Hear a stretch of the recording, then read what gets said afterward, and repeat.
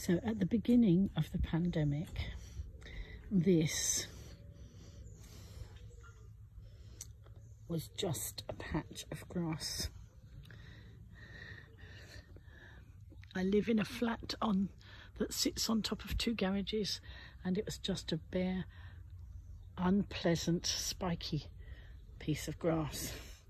So when pandemic came, I decided to do something about it and started developing it. And I started with lots of car tyres because I couldn't afford to have lots of pots. And it looked lovely, people enjoyed it. But this year I've inherited a lot of pots from my mum's garden. Mum passed last year, and so now it's a garden that has lots of memories from my mum and my dad, and really enjoying, you know, reliving some of those memories. Anyway, the bit that I'm entering for Ride in Bloom is the Jubilee part. So let me just sit down. Sorry, folks. And this is the Jubilee part of my garden. So my garden is actually in 3 bits, but that is the Jubilee part, and I have really enjoyed putting all these plants together. I haven't used any tap water. I've used rainwater for months and months. I've got water butts at the back, and when they are full,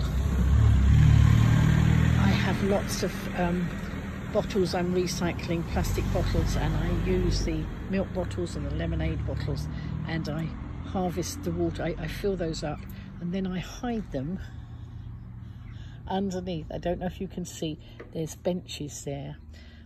I'm recycling school benches that my parents used to have at school. I've put some of the plants on benches so that it's easier for me to work the garden, and it gives it more height. So if I need to get to there, I can water with, I've got a pump that a pressure pump that I water with, but if I need to get in there, I just pull 1 or 2 of the pots out and I can do that. So just thought it might be nice to explain, you know, how the garden has come about, because every garden has a backstory, but decided that yes, the Jubilee part was the bit that I would do. I haven't grown all these plants myself. I've supported a local business, Care in the Garden, who support people with learning difficulties to get into work. A few plants I have grown from seed, but you know, I just felt that it was good to support the local CIC company. And I'm very proud of my new trellis as well. I've got things that I'm going to be growing up there, but we haven't got to that stage yet. Anyway, we've got the Jubilee flags. We've got, if you look closely, you will see a little garden gnome there and there. And last year I made those out of concrete and painted them different colours. This year they've had little Jubilee makeovers because I thought it was fun and the children love to see it. I've also made some butterflies and bees and things. They're in different pots, but they're not necessarily in the Jubilee pots.